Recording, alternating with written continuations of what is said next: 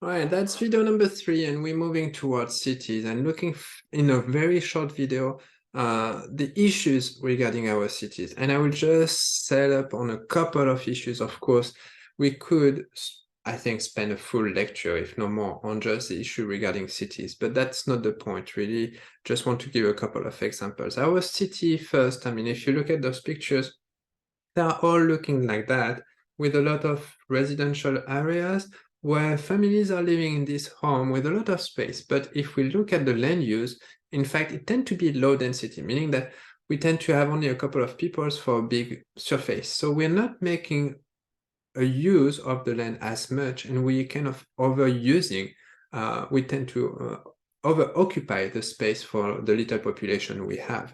So that is one issue.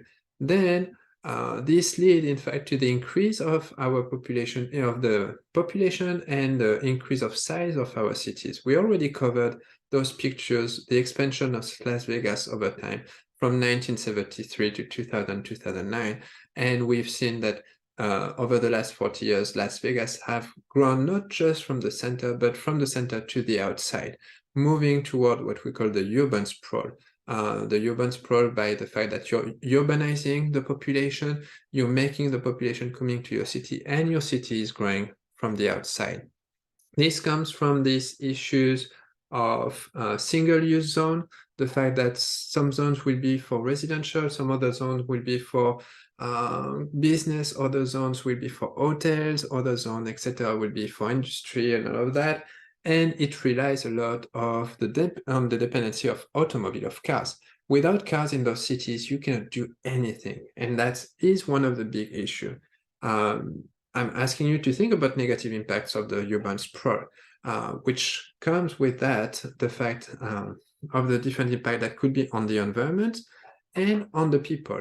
With that, you could think about, for example, the consumption of land. We need a lot of land just for a little population because we want to provide everyone with a big home, and we want to make sure so that, you know, we have this residential housing side, we have the factory side, and so by having those zones separate from each other, it tends to consume more land. It tends to also create roads. Those roads will take space, will consume more land, and it will rely on automobile, on cars and transportation, increasing the greenhouse gas emission that will be happening with the urbanization and the sprawling of the cities, leading to more pollution, leading to more warming.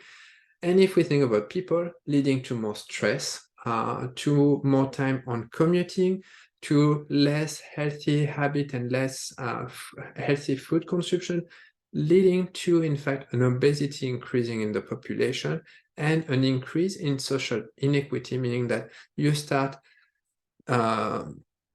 breaking down the equilibrium in the society of the income of your cities, and you start having people getting higher income, people getting lower income, and also having site of the city that will be designated for people with a high income, place of the city where people will be with low income. So you definitely move towards a segregation, in fact, of your own population based on the income, based on the geography, based on where you find them in the cities.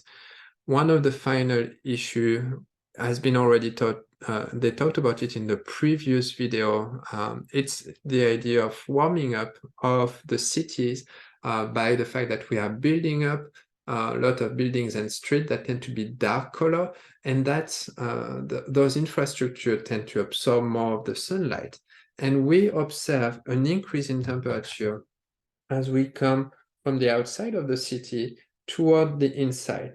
This increase of the temperature as we move from the outside of the city toward the inside is what we call the urban heat island effect. And you can notice that with all big cities, even the size of Fresno, the center of Fresno is always warmer than other places around the Central Valley. And even not so far, if you take Madera or other places, you will notice that at least a couple of degrees more are measured in those cities and on the outside. And to end up this, I forgot to mention, this comes from the fact that the infrastructure, road, buildings are dark and so they absorb more of the light. We don't use too much vegetation. And so all of that absorption tend to increase, again, the temperature locally.